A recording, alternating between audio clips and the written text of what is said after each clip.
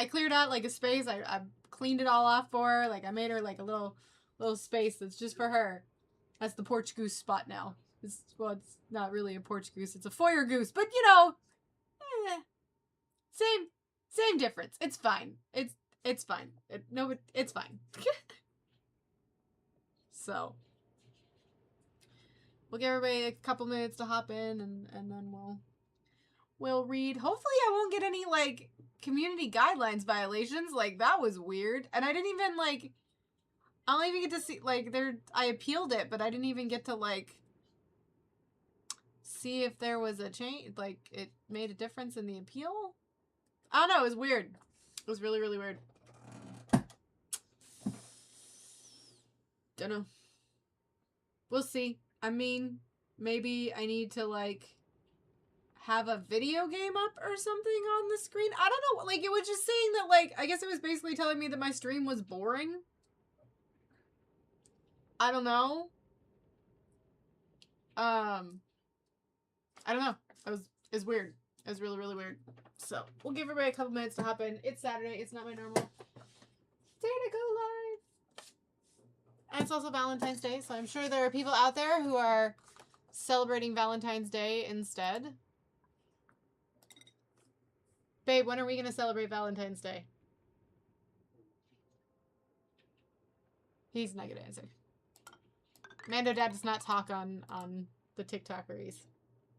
Although, I have asked him if, so like, sometimes I get really invested in some of like the TikTok drama stories, like the Michaela drop shipper kind of a thing, or there was like a whole drama about a wedding dress, and I love the like TikTok drama stories that go on, and I wanted to make a video series of me telling Mando Dad, who is not chronically online like I am, about all of the TikTok drama.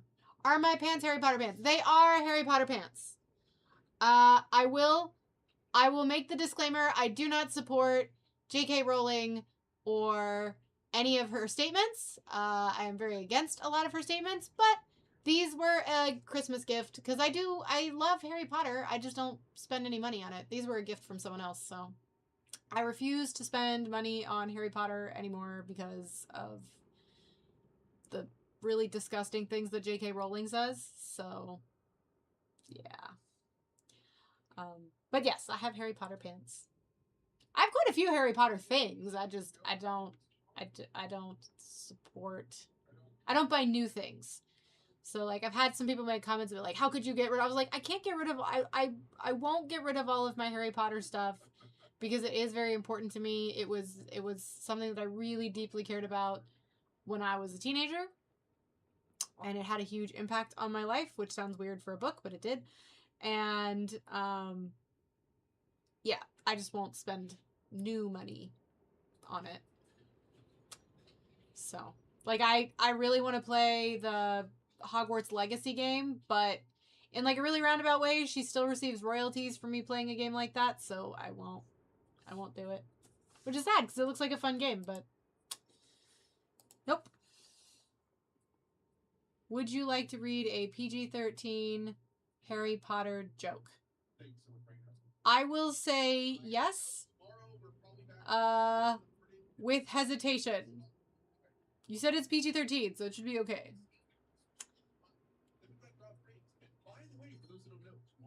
I have lots of other games that I play that are fun. I can live without that one. Like right now, I'm waiting for the new Hellraiser game. That's so exciting. They're coming out with a Hellraiser game, so I'm waiting for that one. That'll be fun. I play Minecraft with my friends. Why is Snape the potions teacher, not the herbology teacher?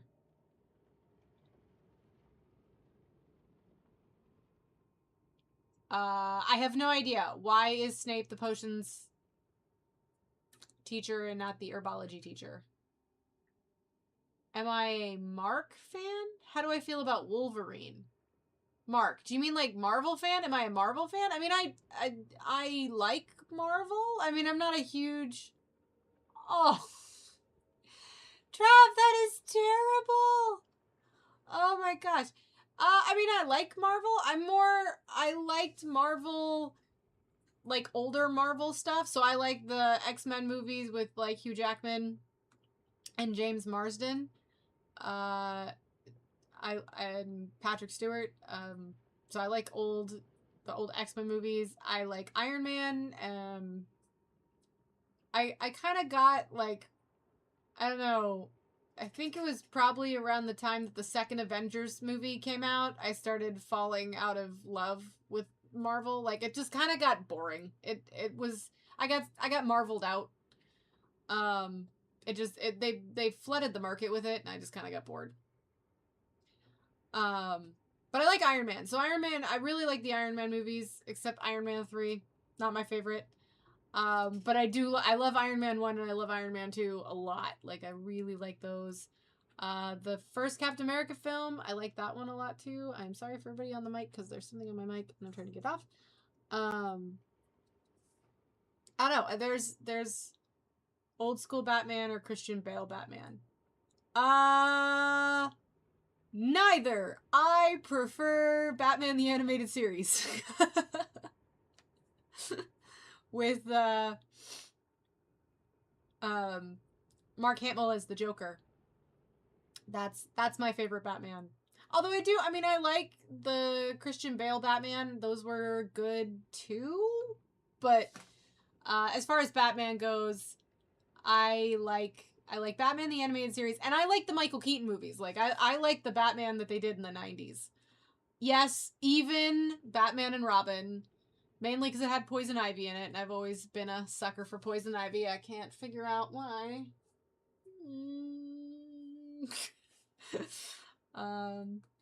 So yeah, Kevin Conroy Batman. I met him before he passed. The first GalaxyCon that I ever went to, I went down and I had him sign my Batman statue, which is downstairs in my room. I don't have it up here. But I got to meet Kevin Conroy. He was super, super sweet. I still remember I'd been watching the animated series since I was a kid, and then, I don't know, like 3 years ago, I decided to watch Cheers, because I'd never, like, sat down and watched it. I'd watched Frasier. I love the show Frasier, but I'd never watched Cheers, which Frasier is a spinoff from Cheers. And I sat down and I watched the whole thing. I binged the whole thing. And I was watching one episode. There were a couple episodes of Cheers, and I'm like, why does that voice sound so familiar? But, like, the voice sounds familiar, but I can't place the face. And I'm trying really hard. And I pull it up on IMDb. Kevin Conroy played a reoccurring character on Cheers. In the later seasons. And so it was like, oh, that's why I know the voice. It's Batman. Are you going to bed? Love you. Mwah!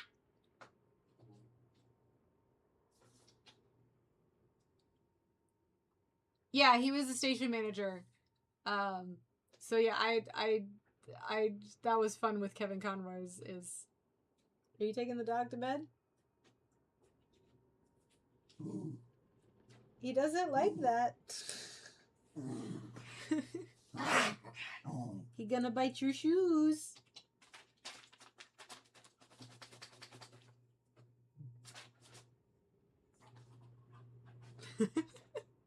Happy Valentine's Day, Stevie! So, anyway, it is almost 10. We'll start reading it around 10:15. How's my hair look, guys? Does it look okay? So, I decided to do... So, my hair color is natural. But, I was told that, like, to, like, really help my hair look even shinier, I should use a gloss conditioner, which I did, but I'm trying to figure out if it made a difference. Like, I don't really notice much of a difference here. It looks the same as it always does. I don't really know. Val Kilmer Batman or George Clooney? So, I have to say George Clooney over Val Kilmer, but that is just because I love Poison Ivy. And I prefer the villains out of the George Clooney movie over... Even though Two-Face and the Riddler, they were great. Jim Carrey as the Riddler was fantastic, but... thank you, Extreme. I definitely am not. I will have to say, even with the nipple suit, I'll have to say that George Clooney over Val Kilmer. Do a cranberry juice rinse?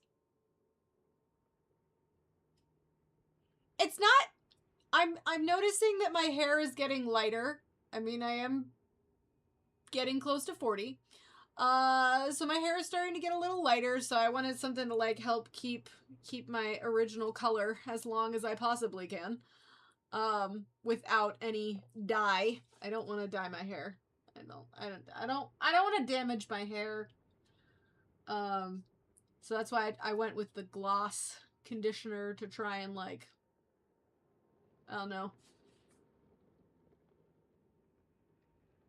Unsweetened cranberry juice. I'll have to try that. I'll try that. I'll see what happens. And if it doesn't go well, at least I'll drink the cranberry juice, because I do like cranberry juice. So, all right, are we ready to read? We're gonna read our 2 chapters. Just to be on the safe side, y'all, make sure you guys are like clicking the hearts or whatever, or just like randomly commenting here or there, so I don't get a community guidelines violation for being boring. I don't know. Like, that's the only thing I can imagine was why I got a CGV yesterday.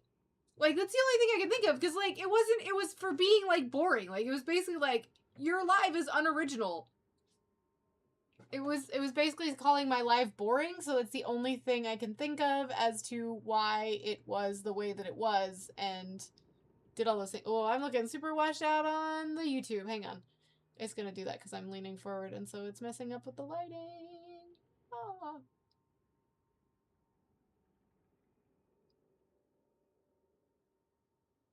Right. Fixing that,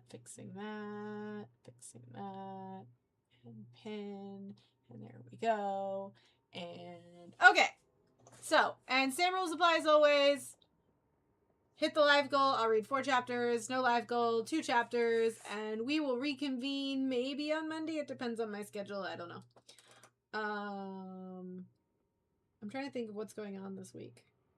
I don't know. Next week's gonna be busy, but I don't think I have anything going on this week. We'll see. Am I? I mean, maybe. I appreciate the compliment, I guess. I'll take it as a compliment if you call me that. Just, you know, keep it PG-13, all right? That's all I ask. Keep it PG-13 in the comments. Also, disclaimer for the book.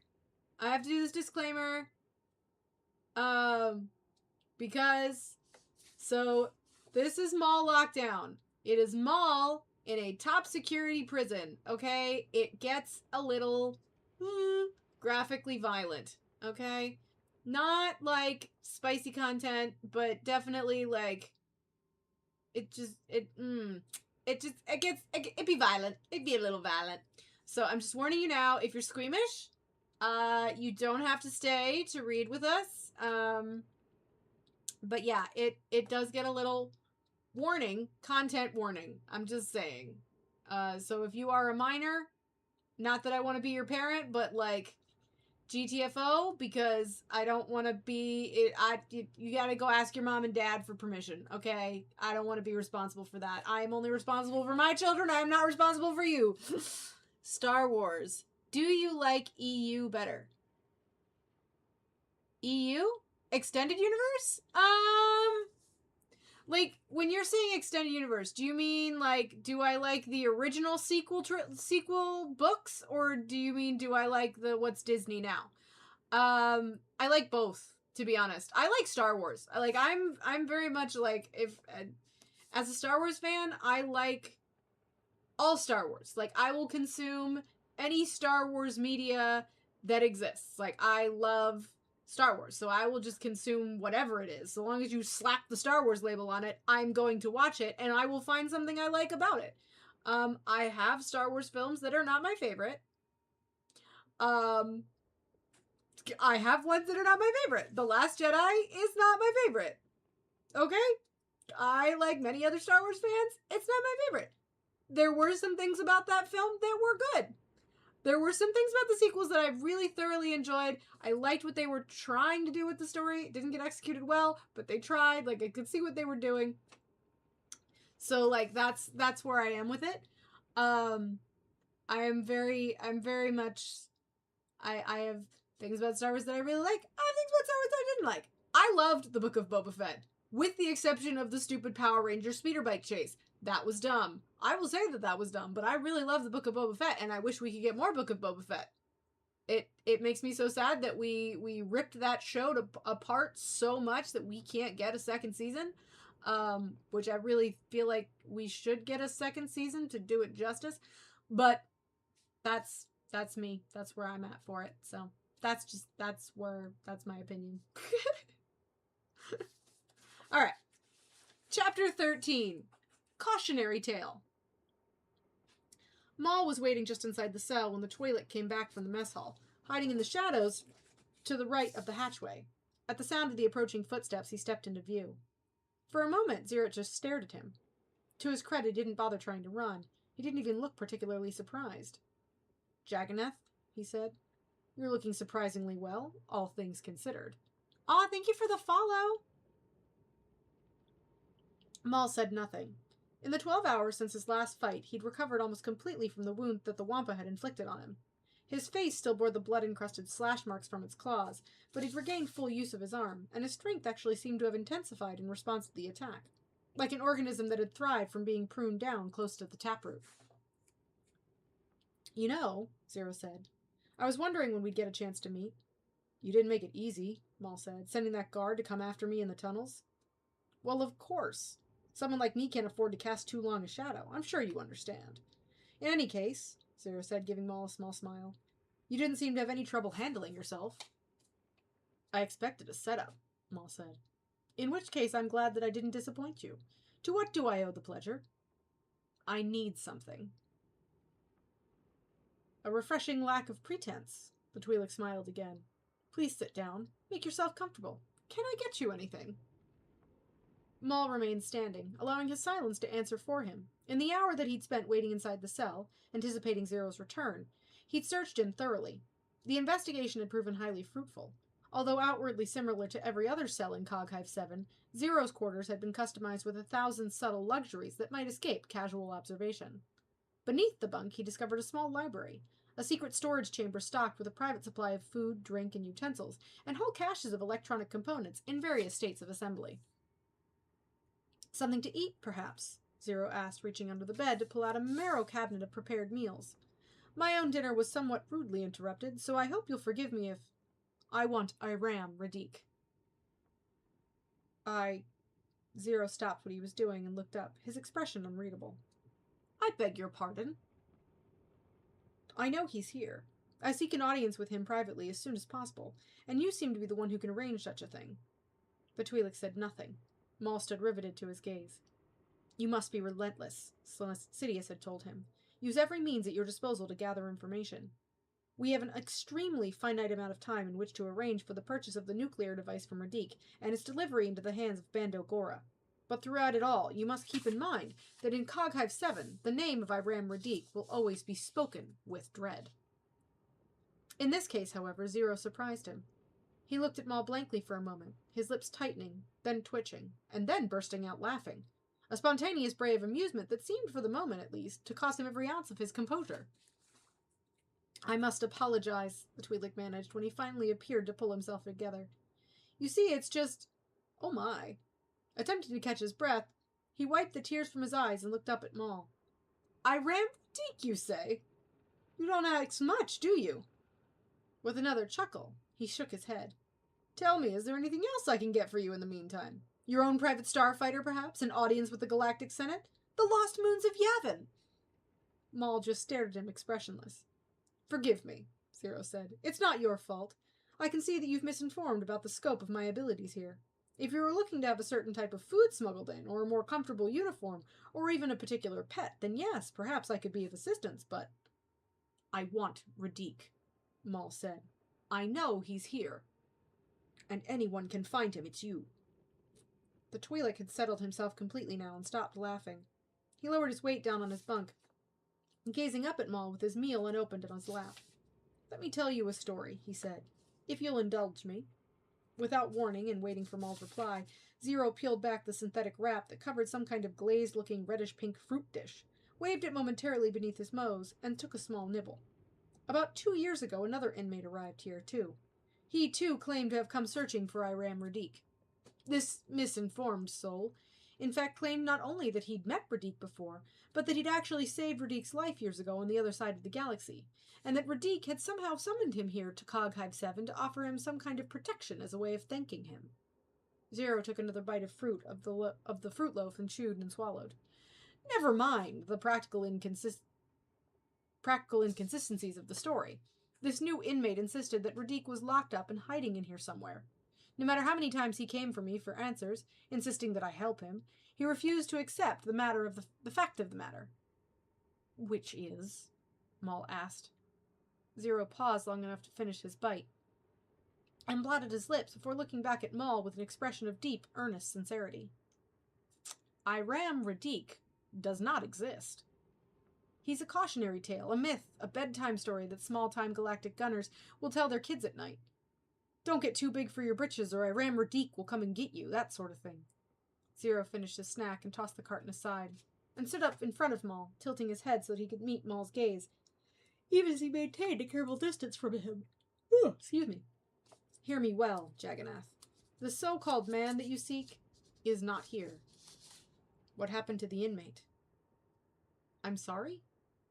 "The one who came here claiming to have saved Radique's life," Maul asked. "What happened to him?"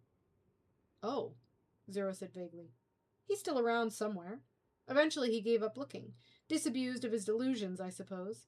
This place has a tendency to do that. You'll discover that for yourself, if you survive that long." Maul said nothing. "Now," the Twi'lek had said, "since you've taken the trouble to come searching for me, I feel compelled to ask, is there anything else that you're looking for? Anything real?" "Yes," Maul said. "And what might that be?" "I need a transmitter device, an undetectable means of long-range communication. Any basic subspace image transmitter would suffice. I know you've got the necessary parts here in your cell." For the first time, Zero looked nonplussed. "You've discovered that, have you?" "I need it as soon as possible," Maul told him. What you're asking for won't come cheaply," Zero said. "You must realize that the components that you saw all had to be smuggled in at great personal—" "What do you want?" Maul interrupted. "Well?" The Twi'lek drew in a breath, letting it out slowly. "Since you asked, I do seem to be having some recent difficulty with the gangs. The Bone Kings and the Gravity Massive, they—" "What else?" "What else?" Zero blinked up at him, bemused. "I assure you that's quite enough." "Get the transmitter ready for me," Maul told him. "You'll have no more trouble with the gangs." My goodness. All right, give me 1 second. I'm going to turn off the overhead fan because it's cold, and it's making me cold, and it's cold.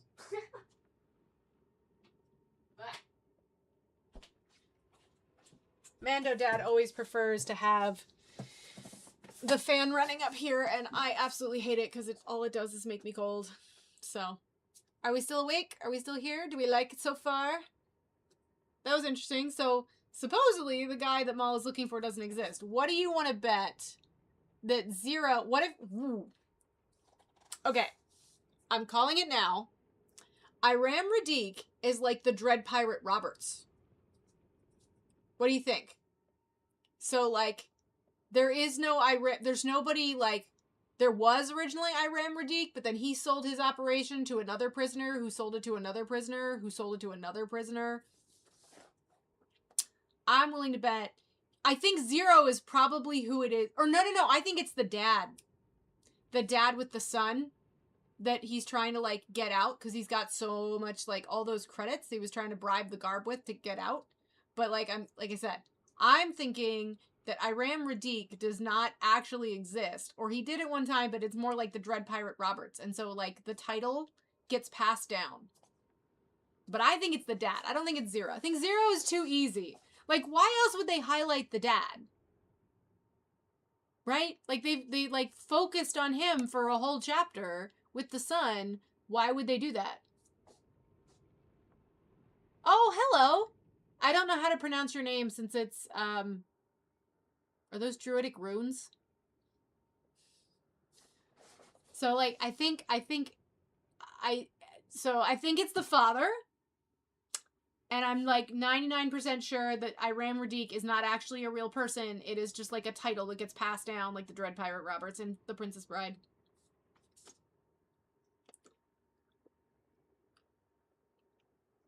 Yep.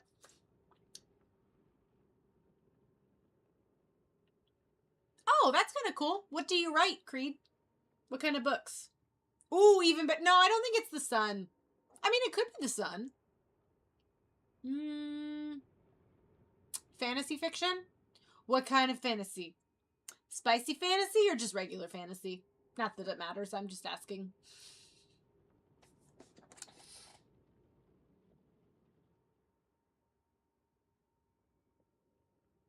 Regular? That's okay. That's okay too. I like to read those too. Although lately I've seen more in spicy fiction. I started a new one.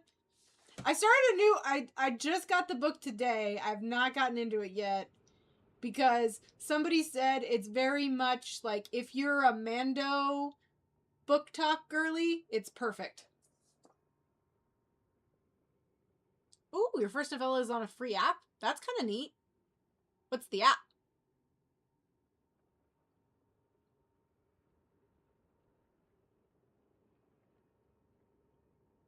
That sounds cool.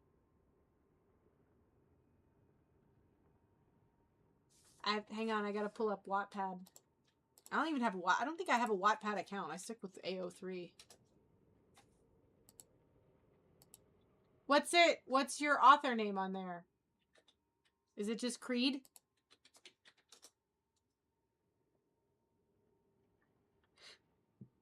I did have a good Valentine's Day. Mando Dad got me the... I don't know if you guys saw my video from earlier today, but Mando Dad got me the perfect Valentine's Day present. I just pulled you up on Wattpad. I'll have to look it up. I'll have to look at your story. He got me a porch goose. I've been asking for a porch goose for a while. I'm like a big giant child. I wanted a porch goose so I can dress it up in outfits. Oh, that's cool. Yep. I don't even know, like, I mentioned it to him a while back because I had seen a video about porch geese on TikTok, and I was like, oh, I want a porch goose. That sounds great. And so I could buy, like, all sorts of funny little outfits and dress it up for holidays and stuff like that. And I was like, but it's one of those things where, like, I could never, ever justify buying it for myself. And so I was like, Mando Dad, I want a porch goose. And he's like, you want a goose? I was like, yeah, I want a porch goose. But, you know, a plastic goose that I get to put in outfits. Oh sure, send me the synopsis. That sounds cool. I'm already interested with when you said wolves. I do love me a good wolf story. But yeah, he got me my goose, and I've been very excited. He got outfits for it. Like it's not just that he got me the goose. Like I would have expected for him to just get me the goose, but he got me the goose and he got me outfits for the goose. So Mando Dad got all the brownie points today. So yeah, he's a good man. He's a good man.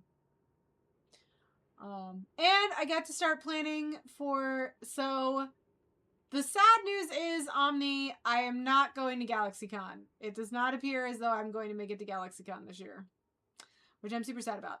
But the Rebel Legion is not going, the 501st is not going, the Mando Mercs are not going, and I would go on Thursday to do a Hayden Christensen meet and greet, but Hayden Christensen is only doing Friday and Saturday, and Friday and Saturday, last I checked, were already sold out. So, it is unfortunate. So I'm probably gonna try to. I might go to Raleigh this year. I don't know. we'll see about me going to Raleigh instead of Richmond. I might just skip cons altogether this year. I can't go to Tidewater Comic Con in Virginia Beach because I have a wedding.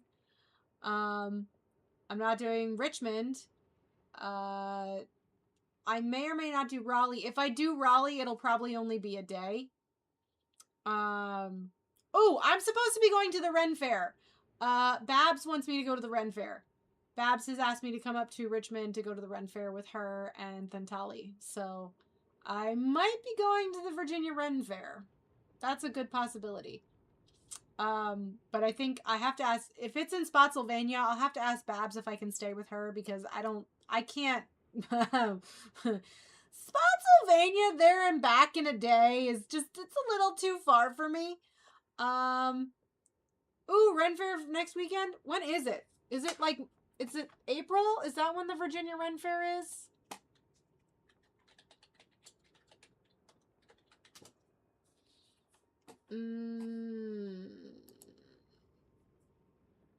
Oh, it's in May. Oh, okay. May 9th through June 7th. Oh, okay. I just gotta figure out when we're going. I could totally do that. I would be cosplaying my character for my latest D&D campaign. So if I get a chance to go, I will be cosplaying as Doc. So my Doc Holly Quinn from my D&D campaign. Yep. I could be Amy Pond. I could. I've thought about throwing together an Amy Pond costume. Trying to think which one I like though. I'd either do like her one from the west, out west with like the flannel, the plaid flannel thing, or what was the other one? I actually had the stuff in my Amazon cart to do. I don't remember which one I had. I had an Amazon cart and I had it in there. Was it the gray one?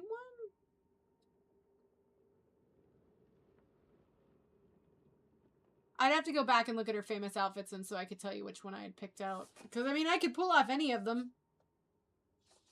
I mean, for that matter, I could pull off Donna, too.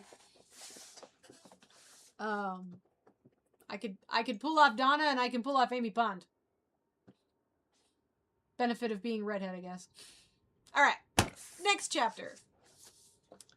Chapter 14. Jar of Flies. I could do well, I'd have to wear my wedding dress and my wedding dress doesn't fit. It's too big. Because actually, hang on, let me look at Donna's wedding dress. I think my wedding dress actually looks similar to Donna's.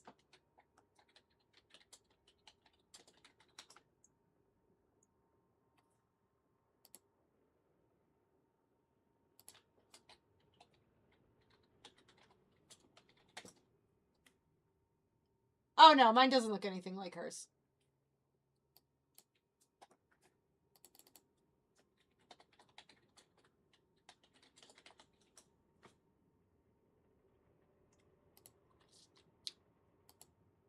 However, I just now realized that my wedding dress does look a lot like Amy Pond's wedding dress.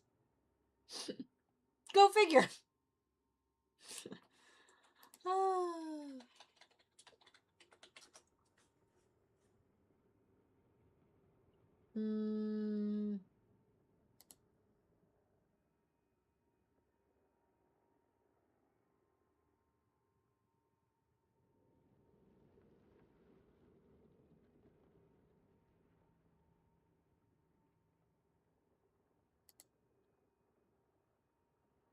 I think I want to do the red sweatshirt one. Where it's like a red sweatshirt and gray tights. That's one that I've looked at.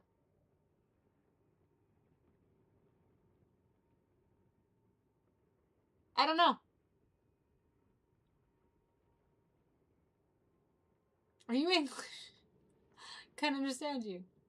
Are you speaking English? No, I'm Scottish.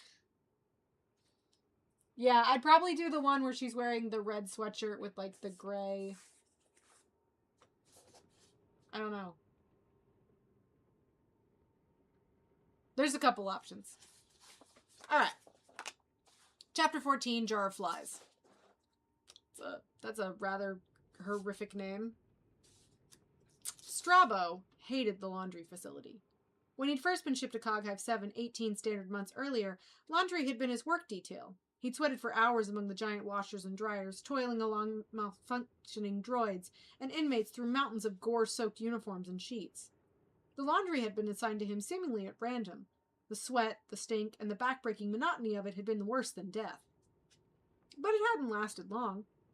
Soon enough, he'd risen through the ranks of the Gravity Massive, strangling the former leader and moving effortlessly into his place. And as a result, he hadn't come back down here in almost a year.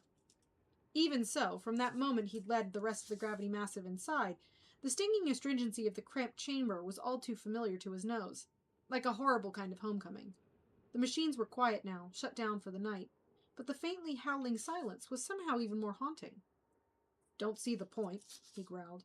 "Coming down here in the middle of the night like this?" He looked over his shoulder at the Gravity Massive member standing behind him. "You sure this was the message?" "That's what it said." The inmate known as Ismash was an Elvanian, long-snouted and sharp-toothed, and Strabo's second in command. Word came straight from Halcon.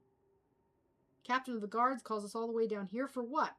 Something they can't tell us topside?" Strabo shook his head. "The whole thing stinks."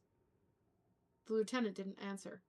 The Elvanian was a data pirate, shipped here to Coghive 7 on charges of information sabotage. He was not a fighter, or a killer by nature, but his combination of loyalty and freaky tech skills had made him indispensable to Strabo and the Gravity Massive. Or at least as indispensable as one could be in an environment where any two inmates might be called on at any moment to slaughter each other. "You don't have to boost my feed. I just don't want to get like another community guidelines violation for being boring." But thank you. Now, Strabo knew was not the time to raise the point. An hour earlier, Ismash had informed him that he'd received, via custodial droid, a covert message from CO Halcon, the captain of the guards here in Coghive 7, telling them to bring the entire GM crew, 13 in all, down into the laundry facility for some sort of clandestine summit between the gang and the guard. Strabo had been running the crew long enough to know that he ignored such a summons at his peril. Halcon probably wouldn't detonate the charges in his heart over such a minor act of disobedience, but the guard could make his life miserable in 1,000 other ways, everything from cutting his rations to putting him on full lockdown until he was climbing the walls. So here they were, the Gravity Massive and Moss, making their way among the chemical vats and tubes, pumping liters of industrial detergents, solvents, along with liquid cryogens necessary to cool the superconductor power load running the massive washers and dryers. "How long are we supposed to wait here?" Strabo grumbled, casting his gaze alongside the washers and dryers, their gaping 70-centimeter bores standing open and motionless in the gloom. Can't talk. "Did Halcon ever say what he wanted with us?" "No." "Not even a clue?" "He told me to come down," Ismash shrugged. "That's all." "Son of a Vogger. Knows he can't touch us, right?" Strabo said. "On account of..." Suddenly he stopped talking. He detected the none-too-stealthy tap-tap-tap of steel-toed boots approaching in the half-darkness from the far side of the alcove. There was only one point of entrance to the facility, which meant they're already here waiting for us. "Halcon," Strabo bellowed out, his strident voice only slightly dampened by the claustrophobic confines of the room. "We're here. You want to tell us what's so important this time of night?" There was a solid whump as the hatchway sealed shut behind them, and by the time he realized what was happening, Strabo had already seen who was in the front of them. Not guards. Bone Kings. Do you think Imperial Navy brewed secret moonshine on the ship? They 100% brewed secret moonshine on the ships.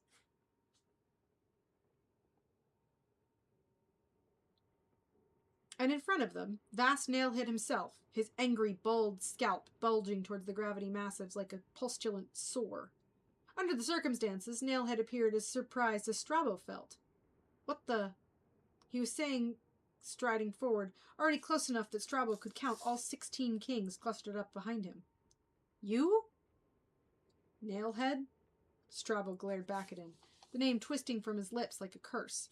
In his peripheral vision, he was aware of Ismash and the rest of massive troops grimly preparing themselves for battle, pulling out short-handed wire scourges, rope darts, and flying claws from inside their uniforms. These chain weapons, fashioned from scavenged materials, sharpened and honed in secret, were the preferred pain-inflicting tools of the massive, and were always kept close at hand. What are you doing here? Looking for a rematch? If that's what you want, Nailhead said, and his eyes flicked over Strabo's shoulder to Ismash. Got a message to bring the kings down here, the Albanian said. Halcon said it to me through a utility droid. Us too, Nailhead said. What? Strabo squinted at him. That can't... The rest of the sequence was lost behind a sibilant whoosh from the tall containment vats along the wall. Both gangs spun around to stare at the source of the sound, and when he recognized what it was, Strabo felt his blood run cold. Thick clouds of freezing cold vapor were pouring out of the tanks, rising around them and sucking the oxygen out of the air.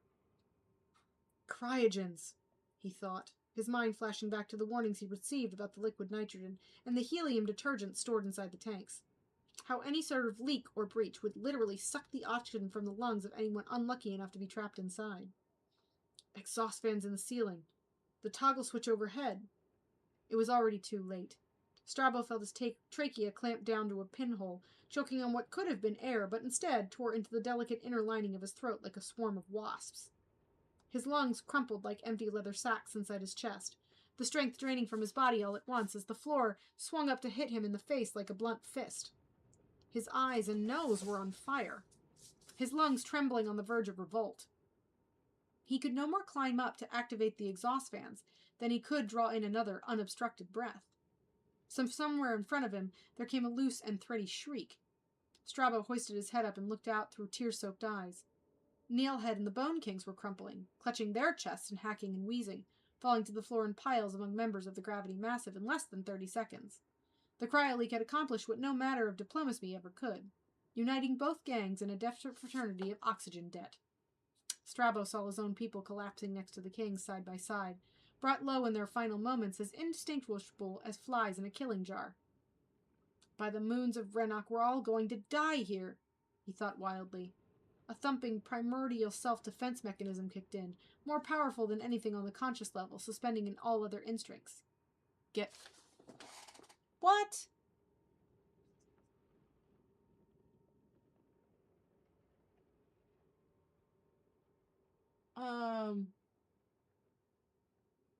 It did it again! It just did it again. It gave me another CGV for reading. Basically saying that it's boring. Yeah. That's so stupid. I don't know why they're doing that.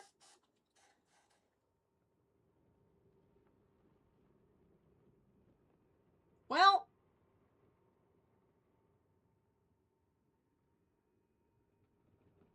I'll finish for tonight. And then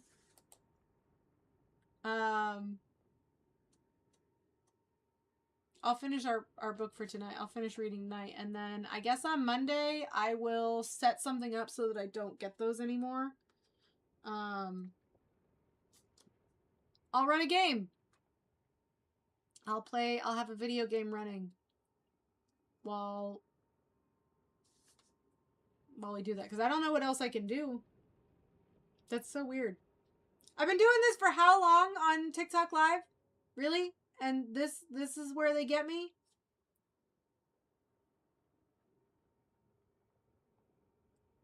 I don't think the background's gonna do it.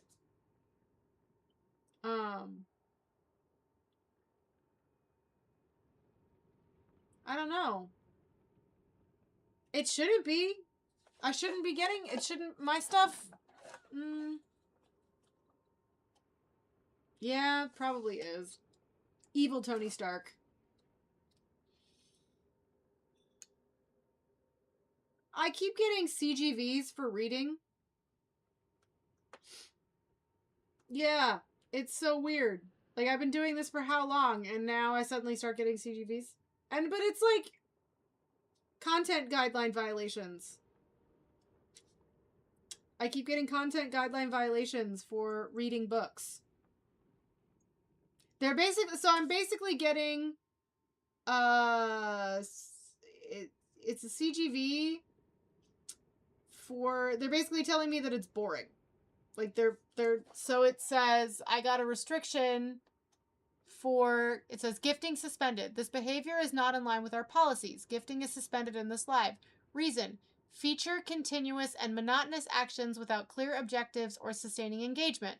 Learn more in rules and guidance.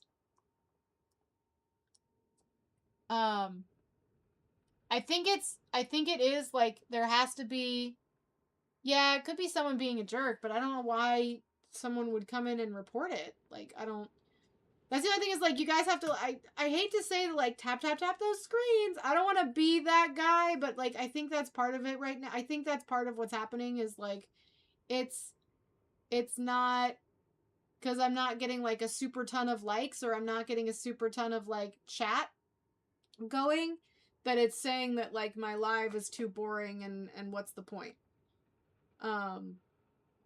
That's the only thing I can think of. But I don't like to do the whole, like, tap those screens. I don't want to do that, because that's dumb. But that's the only thing I can think of that would cause it. Other than a bot reporting me. Can you report a live for that? Can you report a live for being boring? Oh no. It's weird. Alright. So, just try and, like, hit likes, I guess, as much as you can until your finger gets tired or whatever. Yeah, but I think the ones that, like, the ASMR ones, usually they have, like, chat going, too. I don't know. I cannot think of any other reason why I keep getting the CGVs for basically being boring.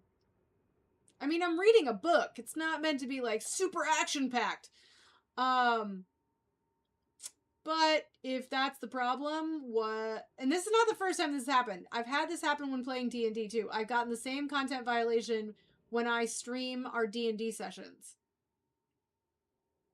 And I don't know why I get it. And that was, like, before Oracle. So... that's okay. I can... Yeah. Yeah.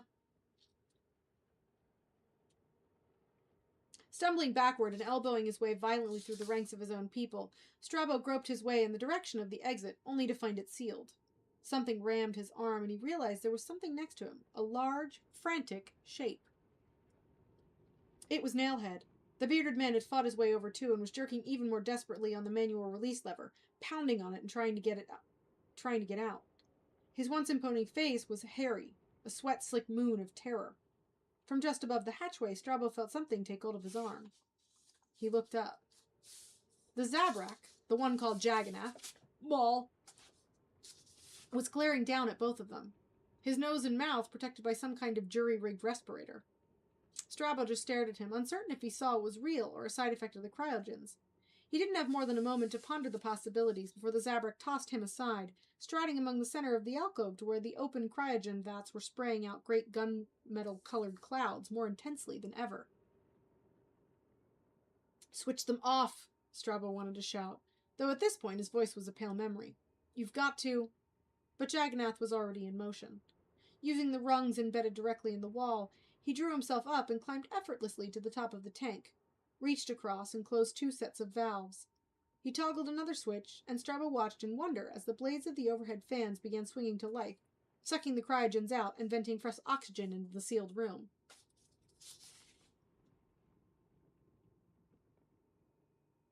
After a moment, the air began to clear.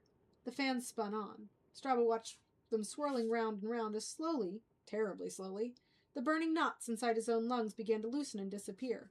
The Zabrak switched off the fans again, and silence fell. "Hear me." Strabo wiped his eyes, coughed and spat, and finally looked up. Around him, on either side, kings and massive members alike were gaping at the Zabrak with identical expressions of desperate, half-conscious wonder. "What the cark do you want?" Nail had managed, but his voice was just a raspy, hollowed-out ghost of its former self. Jagannath ignored him. "What happened here? This cryo-leak was no accident. The captain of the guards, Halcon, did this. I overheard him planning it. That's why he called you all down here." Nobody said anything. It might have been the suddenness of what had just transpired, but neither gang raised the first murmur of dissent. "He wants to wipe out the gangs," the Zabrak said. "All of you. You've become more trouble than you're worth. Warden Blur wouldn't have let him get away with it all at once. Some of you will still have upcoming matches to fulfill, so Halcon was going to make sure it looked like an accident." Silence. "I didn't have to save you," Jagannath told them. "I could have just easily let you die down here, and every one of you—" His eyes moved across both gangs, taking in their blotchy, pale faces. "You all saw how your so-called leaders behaved. Just now, turning their backs on you to save themselves, clawing like dogs at the door to get out.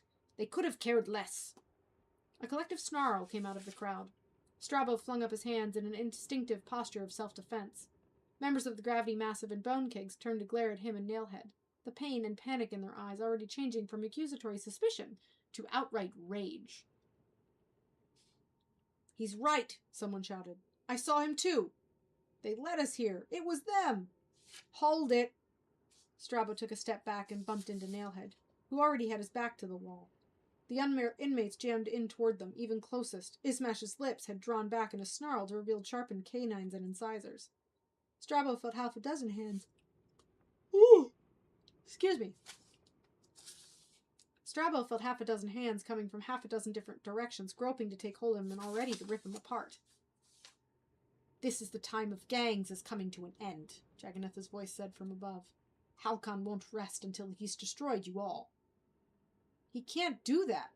Strabo swung at the gang members, King and Gravity Massive alike. "We're protected because of what we do, the way we serve Radique." His voice broke off. All the inmates who'd been about to attack him just a split second earlier took a step back, creating an open space around him as though he'd just found out Strabo was infected with some horrifically contagious disease. Even Nailhead moved away from him. Jagannath stared down at him. "What about Radique?" Strabo lowered his head. "How do the gangs work for him? What do you know?" Strabo looked at Ismash, but the Nelvanian refused to meet his gaze. None of them would. It was over for him. Strabo realized that he'd gone from their leader to a complete outcast in the time it took no mention that single name.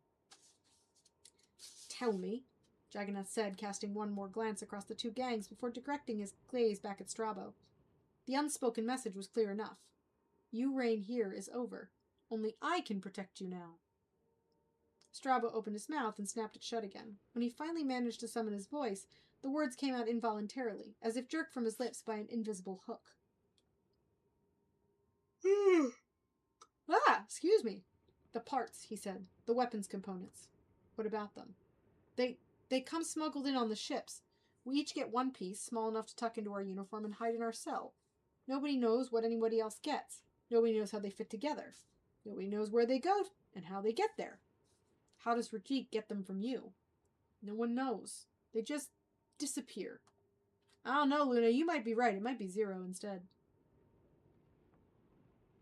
"It's all I know," Strabo said. "And he pays us the same way, with the Keepus." He pulled up his pant leg to reveal the string of knots tied around his ankle. Oh no! Now he's talking about the knots and how the thing on the thing with the knotted rope. Oh, I might be right too. Oh, it's difficult to tell. They're coded to a hidden account, a form of payment that the guards can't access. The Zabrak turned to survey the rest of the room. "I know that you all work for Radique in some capacity, which means that you already serve a common purpose. Now you'll all serve one leader." He straightened up. "Me." "Never!" Off to his side, Strabo saw Nailhead lunge forward with his fists clenched, eyes blazing, and realized that he himself had also stepped up to confront this indignity head-on, as some animal part of him refused to bow before the newly appointed leader. The Zabrak reacted faster than either he or Nailhead could. Excuse me. Seizing Nailhead from behind, the one called Jagannath hooked his fingers into the... Why am I so sleepy? Really? This is ridiculous.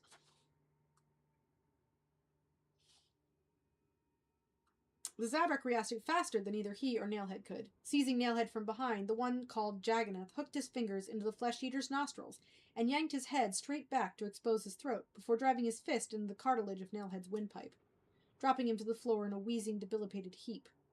Strabo saw the Zabrak pivot, shooting his foot straight up so that it hit Strabo in the solar plexus, leaving him doubled over and sucking air. Darkness was closing in. Strabo fought it to shake it off. Jagannath's voice seemed to be coming from very far away, but there was a cold ferocity to it that would not be ignored.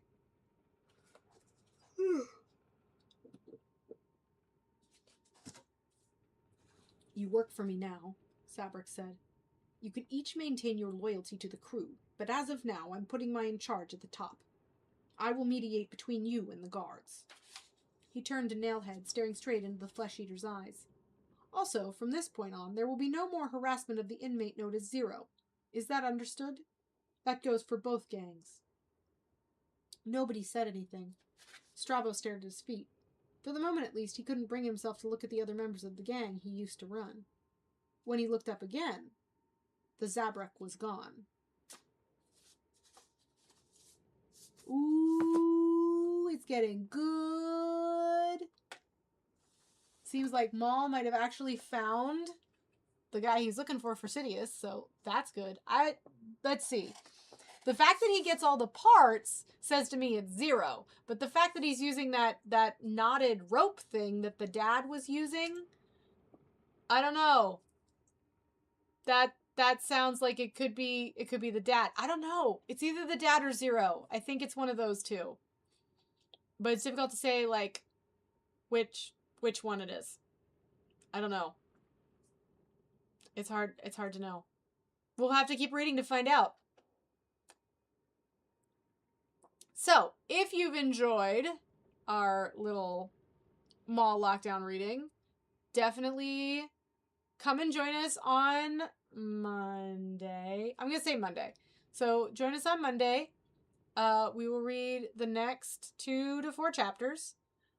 Also, if you're not already following me, make sure you do so. I am here. I'm on the Play Button app. I'm on the Purple app. I'm also on the Camera app, but I don't really post there very often. Just to be honest. So, anyway, I hope you guys have a good day tomorrow. It's Sunday. Don't forget the Sunday scaries. Hope you guys make it through. And I'm gonna go to bed because I'm sleepy. And you can tell by how much I'm yawning. So, I hope everybody has a good day tomorrow. Hope you make good choices. I love you all. Have a good night. Bye.